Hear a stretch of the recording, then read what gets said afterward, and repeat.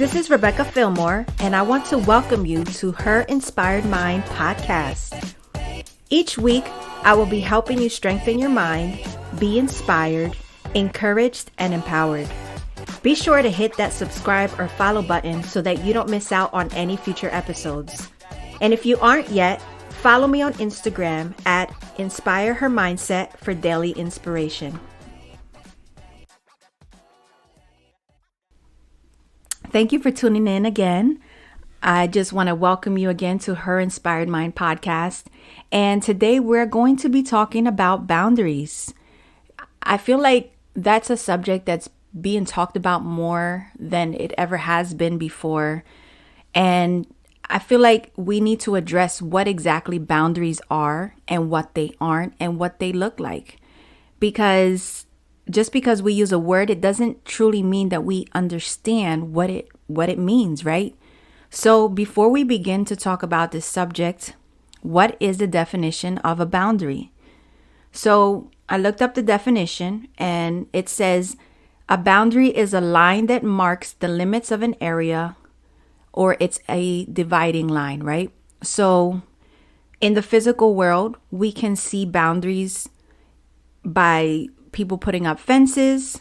We can see them through property lines, signs, and walls, right? So we can clearly see where someone's property starts and where it ends, and then where someone else's property starts and ends, right? So imagine if we didn't have boundaries in the world, right? People would be just running up into people's houses and to their properties and doing what they want. And at times people do this, right? Not because they're allowed, but because they just decide that they're just going to go on someone's property and do whatever they want. But what happens when this happens? There's turmoil, there's fights, there's chaos, wars begin as well, And so that's why I feel like us understanding how boundaries work in our physical, or I would say spiritual or emotional world is very important, because if we don't have clear set boundaries, then how do you think that our relationships are going to be, right? So we can see in the physical world, boundaries show again where owner's property starts and begins, right? So if anything happens on this property, who's responsible for what happens on this property? Is it the other people? Or is it the property owner's responsibility for what happens on their property? It's the owner's, right? So it's the same thing. When things are happening in our lives, is it someone else's responsibility or is it our own responsibility? So if we don't take initiative to set clear boundaries with other people, and then those people start crossing over into our property or disrespecting us in a sense or taking advantage of us, whose fault or responsibility is that? Is that the other people's responsibility or is it our responsibility? Did we tell people what we expect and don't expect from them? Have we shown people how to treat us or not to treat us? Have you shown people what you will tolerate and what you don't? What kind of disrespect you won't tolerate and what kind of behaviors you won't tolerate in your life? A lot of times then we get upset when people take advantage of us or they disrespect us or, they start doing things to us that we don't like. But the thing is that it's up to us how we're going to allow people to treat us or not treat us, right? So we have to be very clear in what our boundaries are. And then we have to be able to communicate that with other people so that they understand and know what our boundaries are. So why are boundaries so important? Because if you don't set boundaries, again, you are more than likely not to be in relationships that are not healthy. For example, if you're in a relationship with someone and you don't communicate from the beginning that you won't tolerate them cheating on you, like you're just very clear, like, if you cheat on me, I'm leaving you. We're not doing this anymore. And that other person cheats on you And then when they tell you or you find out that they cheated on you and you stay with them, are you respecting your boundary? Are you allowing that person to cross over your boundary? Are you okay with them cheating on you? If you don't show them that that's something that you're not going to tolerate and you continue to allow them to do it over and over again, is it that person's fault or responsibility, or is it your responsibility? I know initially you might put all the blame on them, but at the end of the day, you're the one that's continuing to allow them to disrespect you. So it's up to you to decide whether or not you'll continue with that person, whether or not you'll continue to allow them to disrespect you and treat you that way. So boundaries are important because they just help you to have more peace of mind in your life. They help you to understand that your happiness is in your hands and that whatever happens or doesn't happen in your life is nobody else's responsibility but yours. And in the same token, you are not responsible for someone else's happiness, and whatever happens in someone else's life is not your responsibility as well. So it just helps to keep things more at peace. It helps people to take responsibility for their lives, and they're just needed. Like I said, without boundaries, chaos is more likely than not to happen. So now that we know what boundaries are, how do we set them, right? You're probably wondering, okay, so now I know what boundaries are. How do I set boundaries? So I'm going to give you a few examples. So, for example, you can say to someone, if you continue to disrespect me this way, this conversation will be over. Another way that a boundary can be set is, I appreciate your advice, but I know what is right for me. And another one could be, if you comment on my size, I'll limit my contact and interactions with you. So when you're setting boundaries, you don't have to be disrespectful. You just have to clearly communicate with the other person like, hey, I don't feel comfortable with what you're doing.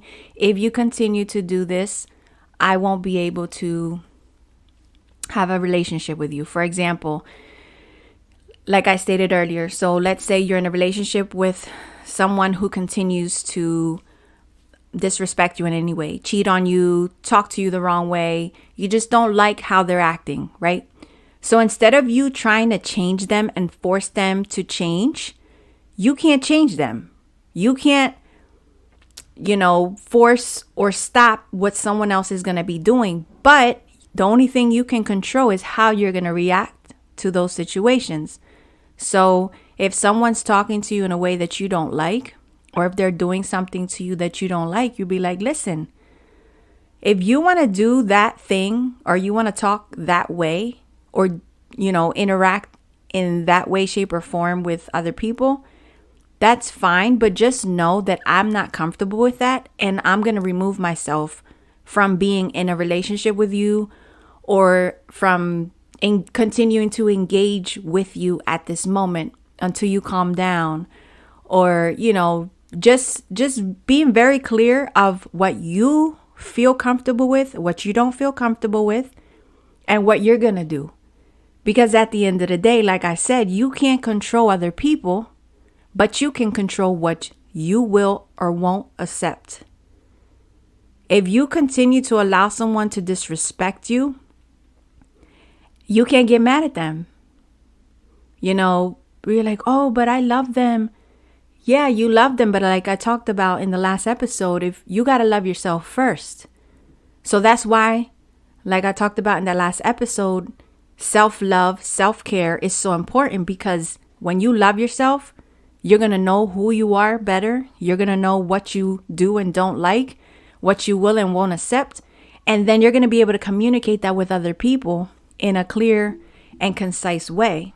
And you also have to be consistent. You can't accept something one time and then the next time you're not accepting it, or the next time you're not accepting it and then you are accepting it, because those are going to be some blurred lines, and blurred lines might as well not be any lines there at all. The lights, the traffic light cannot be red and green at the same time. It either is red and you got to stop, or is green and then you can go. So you need to set some clear boundaries. And when you set those boundaries, you have to stick to them. And I understand that setting boundaries in the beginning can be something that makes you feel very uncomfortable. You might feel anxious. You might feel guilty. You might feel scared. And you might feel unsure if you're making the right decision. I'll give you an example. Just recently, I had to set a boundary with a family member that I love. They were clearly disrespecting me. They were making up lies about me. And, I had to let them know, like, listen, I see what you're trying to do to me. I know that you're trying to manipulate me. Your energy is draining to me. And I can't be around you. I can't interact with you. And so that night, I was feeling guilty. I was feeling bad because somebody else treated me bad. And I set a boundary, and I share this with you because I want you to know that it's not going to be easy to set boundaries. Even for me, even though I've been practicing putting boundaries for a long time, at the end of the day, we're human beings, because, you don't want to make nobody else feel bad, right? But that's why the self-love is so important, because either you're going to be unhappy or the other person's going to be unhappy. You're going to be unhappy if you don't set the boundary, and the other person might be unhappy because you do set the boundary. But again, you're not responsible for anybody else's feelings. You're not responsible for anybody else's life. You're not responsible for anybody else's happiness but yours. And that's why boundaries are so important. So at the end of the day, boundaries also help people to take responsibility. I know it's hard, and I know it's going to be hard, especially if you haven't set boundaries yet, or if you've been trying to and you haven't been sure how to do it. They are essential. And, it just helps you to live a more peaceful and clear life. And it helps you to be more in control of your life. And it also helps to allow other people to take more control of their lives.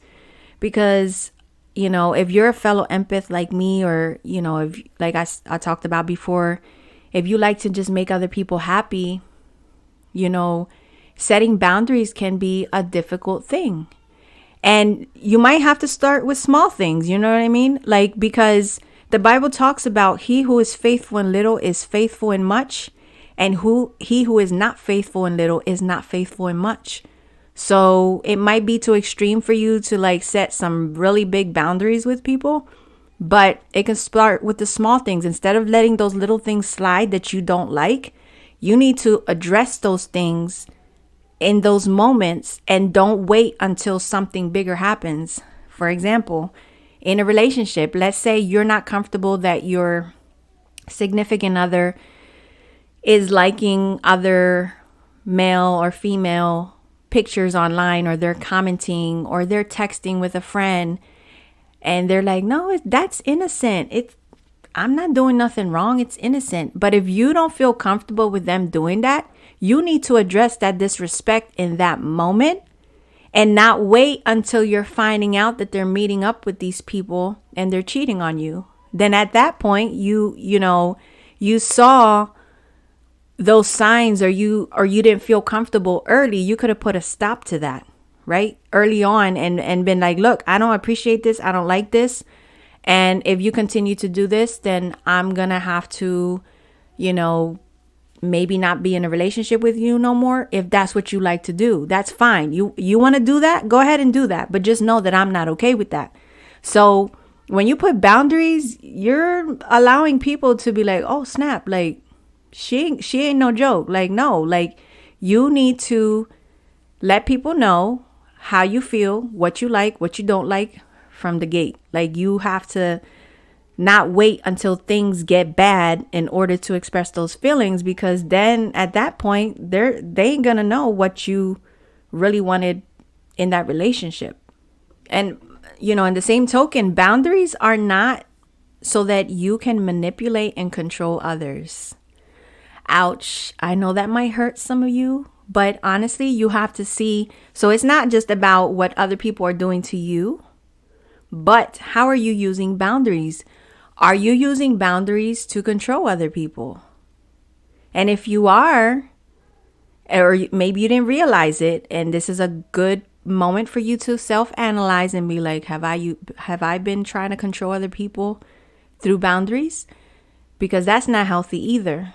And because in the same way that you want your boundaries to be respected, you need to respect other people's boundaries. So I want you to think, like, when someone tells you no, you ask someone a question, you ask them for a favor, you ask them to do something for you, and they tell you no, or I don't feel comfortable, or these are my limits on this. Do you get upset and get angry with them?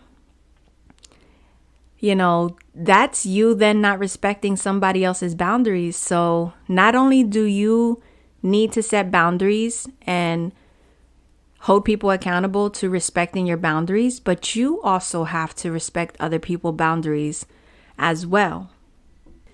And it's crazy because this just makes me think about even God respects our boundaries. Yeah, God respects our boundaries. God has given us the freedom to choose whether or not we want to serve him and be in relationship with him. I love how a friend of mine described him in relationship to us. He says, God will knock at your door, but he is a gentleman and he will not force himself into your life. And I was like, wow, like that's crazy. Like God, he created us. And if he wanted to, he can control us and he can make us do things and he can make us serve him, but he doesn't. So if God doesn't force us and he respects our boundaries, how much more should we set boundaries and respect other people's boundaries as well? Because if not even God does it, what gives us the authority to try to go over someone else's boundaries? So I hope that in this discussion that you reflect in whether or not you have been clear in setting boundaries. And if you haven't, self-analyzing is such a great thing to do.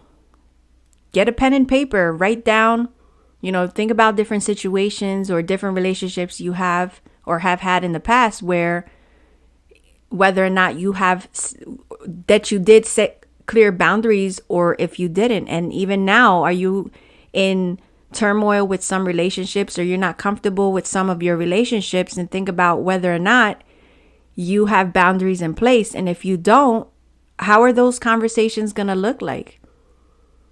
Because you can't avoid them, because just because you don't address something, it doesn't mean that it's going to change. Things aren't going to change unless you address things. So take the feedback. And if you need to listen to this episode again to help you through, you are more than welcome to. And there's actually a book that I wanted to reference you to as well, which is called Boundaries. And this book, it just helped me to think even deeper about what boundaries are. And it's a New York Times bestseller, and it's written by Dr. Henry. Oh my goodness, I can't even talk right now. Dr. Henry Cloud and Dr. John Townsend. And it says when to say yes, how to say no, to take control of your life. So if you want a book that goes more in depth to help you with setting boundaries, I strongly suggest that you grab it for yourself. So if you feel like this was helpful to you, please share it on your stories on social media, tag me in them. And also, if you feel like someone needs to hear this episode, share it with them, I hope that as you start to set boundaries and looking at your boundaries in your life, that it just helps you to live a happier and more peaceful life, and that it helps you to have healthier relationships. So thank you for tuning in again, and I will talk to you guys in the next episode.